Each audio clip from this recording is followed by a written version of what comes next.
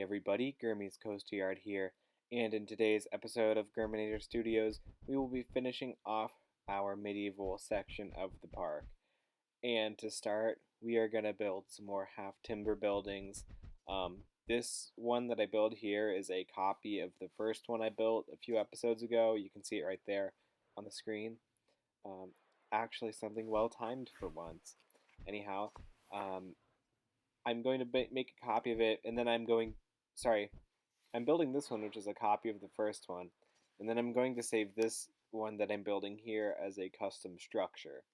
And the reason I'm not saving the other one as a custom structure, in hindsight, it probably would have saved me time, but there was a lot of scenery packed right around it, um, and I didn't want to have to deal with placing a custom structure somewhere, deleting the excess scenery, then saving it as or overriding the custom structure file with the new one, and then deleting that and placing it around. Um, Ultimately, I don't think it would have saved much time, um, as opposed to just building a new one from scratch. But that certainly is an option you have if you're in a similar predicament. Um, but nevertheless, that's not the route I took. I just built a new one, and it worked out just fine. And you can see here I'm about to, maybe I'm not about to save it. I put some bathroom stalls in there first. Um, this is probably self-explanatory, but when you save custom structures, you don't have to worry about any rides or stalls or anything like that saving with them. If you save a ride, you can use the option to save scenery with it, but you can't save rides with scenery as custom scenery objects, if that makes sense. Anyhow, you can see I finally copied and pasted one there, and then I'm going to rotate 190 degrees, and you can see it fit nicely right in that other spot. And then we have room for two more right along here, and those are going to go right up against each other lengthwise. But I had to do a little bit of editing in order to make enough space. I should say a little deleting. And you'll notice I deleted the walls on one side of the structure. That was so the sort of lattice structure of the wood framework can fit in there when I place the second structure. And then along the back side here, you can see I'm making it solid and turning it our favorite go away green color. And you'll notice here in a moment, I think I start to place these walls, but eventually I delete all of them. Here I go. And the reason is because I decided I wanted to uh, make the entire back of it go away green. So I went on the outside edge and placed the walls from the ground up instead of just on those upper two stories, just because of the drop ride that can see right down into that behind the scenes area. I wanted to make sure the entire structure was well masked. And as a matter of fact, I may even go along the backside of our big Palmas building and paint that go away green as well. Although I say that, but I realize part of that structure is still visible from the other pathway in the medieval area, so maybe I won't do that. Um, Nevertheless, I'm not Disney, and it takes a lot of effort for one man to think about sight lines, and sometimes you design stuff and then you realize you didn't consider sight lines from every different aspect.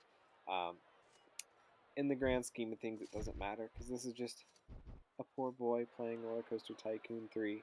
Uh, we're not a real theme park, but in the spirit of real theme parks, we try our best because that's what this is about. Is about being realistic. But I digress. There you can see me putting a little access point to the behind the scenes area right next to the gateway between our two medieval and dinosaur areas. And just doing a little more work to make that look all nice and tidy. Nothing too crazy, as I always say. Um, and then here, yeah, I feel like this is so boring. I'm sorry. Anyway, I was experimenting with shrubbery there, but I ultimately decided I wanted the golden lamps there to illuminate our gateway. And so I left those. Eventually, you'll see I do put some shrubbery in there, and you'll see how I do that when I do it. Uh, but that'll be at a later point, and I'll try to explain that if I see it myself doing it. Anyway, in lieu of sight lines, not in lieu of sight lines, but in regard to sight lines, I extended the rest of the walls in the dinosaur section to be a little taller. That way you can't see into the medieval area. Um, I figured 3 tall should be sufficient to mask everything. And then I just made that behind the scenes planter look a little nice because, you know, uh, having a good environment is important for employees too, to keep their morale up. And if their morale is up, then the guest morale is up. That's what I say. So, anyhow, that's just an excuse for me putting a planter behind the scenes. But I mean it. I mean it. Anyhow, what else am I doing? Um, I am just putting in some foundations there. So I try to put foundations in for all my buildings. And here I'm using the like stone brick. I don't remember what it is called, but it's like a stone brick pavement that I use for the medieval buildings, just because it's a little more, well, medieval and not so modern like concrete. Concrete would certainly be more realistic, especially for architecture in a theme park setting. Anyhow, moving on to what's currently on screen, I decided to build a sort of watchtower, and I started by doing a round tower, but I realized there aren't any round wall pieces in the colored wall set that have windows on them, and the only other round walls I knew of with windows were in the uh, sci-fi scenery, but this is definitely not a sci-fi area. So I stuck with a square tower, and I did a little windows sort of spiraling upward to indicate like a spiral staircase on the inside. And this tower is loosely inspired by some of the architecture I saw when I was in Ettlingen, Germany. Um, that was a city, I think, southeast of where I was staying in Germany. And so we went there one day, our whole class and all of the exchange students that we were staying with. I guess we were technically the exchange students, not that it matters.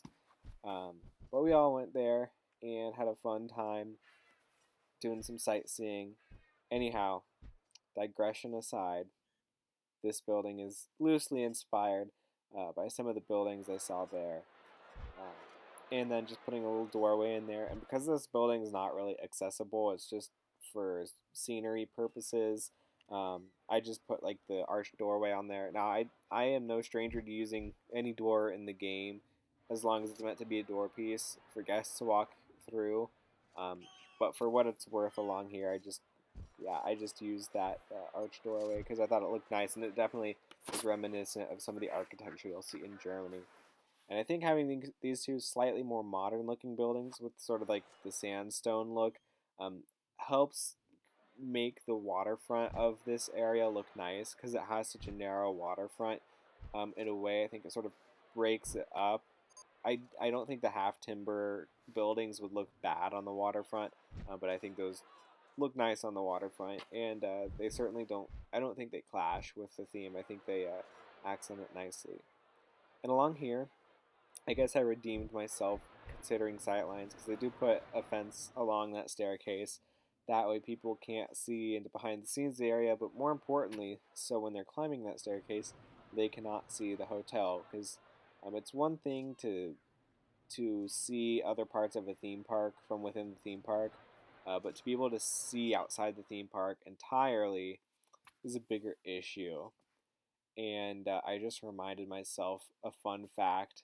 I don't know how true this is, but when they were talking about building the polar coaster in Orlando, Florida, apparently Universal Studios got pretty miffed because they um, the polar coaster was going to be like visible from Islands of Adventure, and they didn't want people looking at Hogwarts up on the hillside and then seeing just a giant polar coaster slash observation tower in the distance behind it.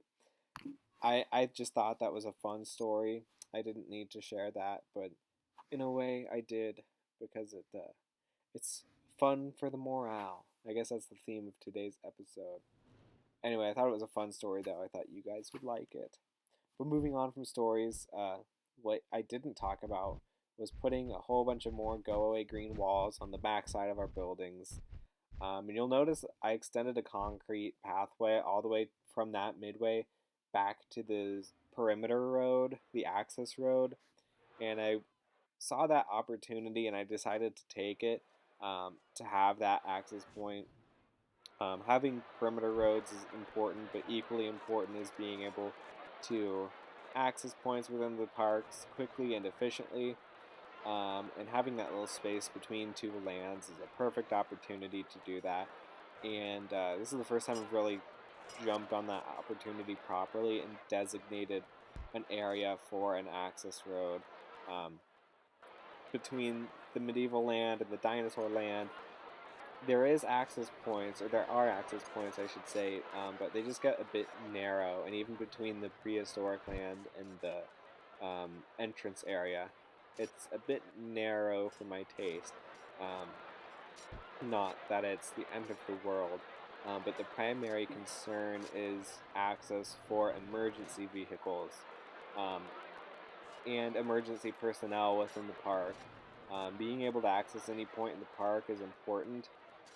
And at parks like Cedar Point, I don't know how other parks do it, but at Cedar Point, they have like a small miniature ambulance that can go around the park, and that will just take the main midways, and it has a siren and everything. Um, and it's useful, it does its job just fine, but in the theme park environment, um, obviously safety is the number one priority, um, but you also want to consider A, is it going to disrupt the experience for guests? And B, and I know this from working at Cedar Point for 2 years, guests can slow down the response time of emergency vehicles um, because guests are crowded, and 80% of guests who have their backs to a vehicle won't notice it until the driver honks at them. Uh, and this is just what I've seen from personal observation. So having an access road that's unobstructed by guests and it's a designated um, driving area with access points around the park, I think is definitely useful and it's worth implementing in your park designs if you're going for realism. And I was worried I wasn't going to be able to talk over this section. I even sped it up 8 times. Normally I speed things up 4 times speed. However, this is just me naming all the restaurants and deciding what's in them. I have about 45 seconds. I'm going to try and remember all the different restaurants and things I put in. I know I put in a little bakery with pretzels, and I think it had pie. And next to that, I put in a... What do I put in? I put in an ice cream shop. Right next to our observation tower, I decided to put in a little boutique. Actually, that's what this is here. Didn't even realize that. On the back side of that, we had a winery, and we also had a hamburger restaurant and a hot dog restaurant, because if you're classy, you know that hamburgers originated in Germany, Hamburg, from Hamburg, Germany, and hot dogs are Frankfurt, Germany, Frankfurters. So I had to include both of those in there. And yeah, and that was perfectly timed. Again, when does that happen? Um, so I'm just putting in some more trash cans here. In the nooks between the buildings, I extended the pathway a little further back. I did this a few episodes ago just because I think it looks nicer than having an abrupt ending.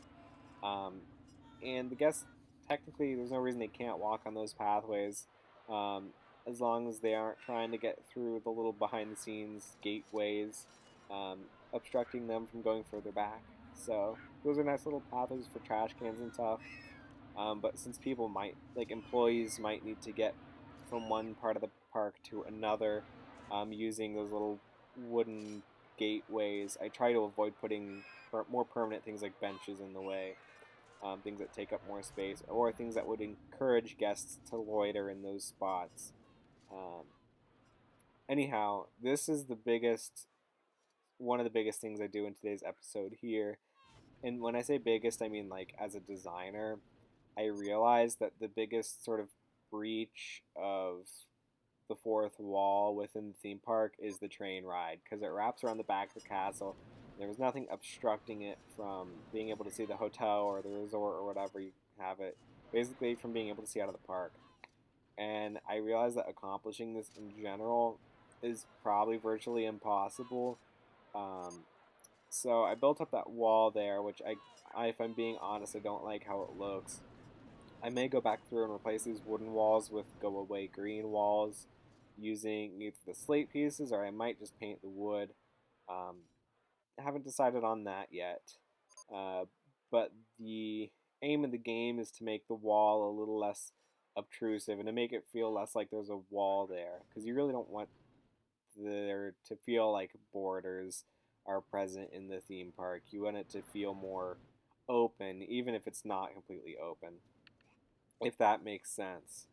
Anyhow, moving on from that, I decided to put one more ride in. I put a trampoline ride on top of the castle. Not on top of the castle, but on that hill where it sits.